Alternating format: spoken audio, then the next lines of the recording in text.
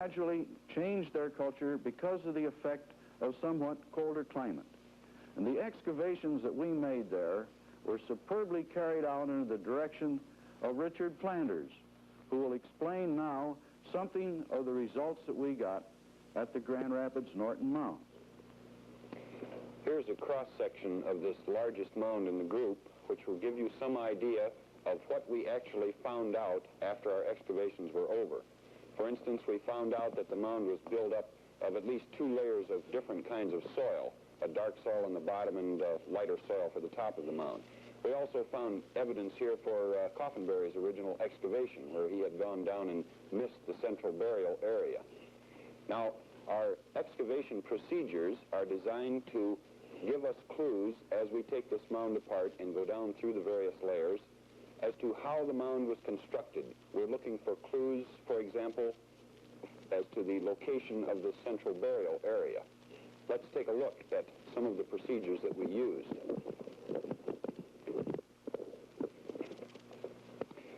This first picture is a reconstruction of this largest mound.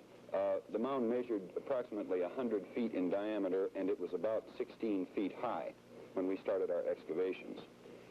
Our first step here was to flatten the top of the mound, to cut it off flat or truncate the mound, in a search for Coffinberry's original excavation, and we did find evidence of this excavation up on the top of the mound. Now, our second step is to put trenches into the sides of the mounds to give us an idea of the different soil layers in the mound and to give us an idea of how far they extended out. This large profile trench here, for instance, showed us that this dark layer of soil extended out to the edge of the mound, and it also gave us an idea of how thick it was. And at the same time that this was going on, we placed some auger holes into the top of the mound to see how far down this dark layer of soil extended in the center. Now, at the time we were cutting this profile trench, we noticed that the dark soil showed evidence of having been loaded in baskets. We could actually see the outlines of the individual basket loads. So our next procedure was to strip all this topsoil off and come down on top of these basket loads and isolate them so we can actually see how this stage of the mound construction came about. At the same time, we're leaving a fairly high wall here in the center so we can actually see the layers of soil when we're done with the excavation.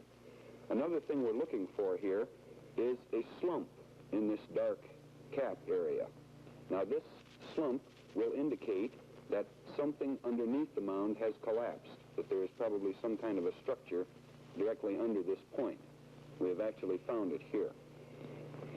Our next stage is to remove the central part of this profile wall that we have left in the mound and actually get into this central burial area that you will see indicated by this white ring here, which is probably decomposed wood. You'll notice here that the profile is left standing, and we can actually see the first dark layer of soil and the lighter soil on top that was picked up in this immediate area. Our final step in the excavation is to remove as much of the mound as is possible in the time remaining to make sure that we didn't miss any other features that may have been in the mound.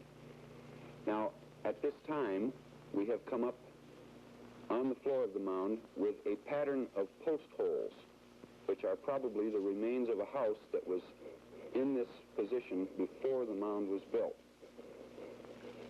Yes, that was one of the most important part of the excavations, to find this post-mold pattern, which was relatively unusual to find, and also that this had been had occupied a location where earlier people than the Hopewell people had been there.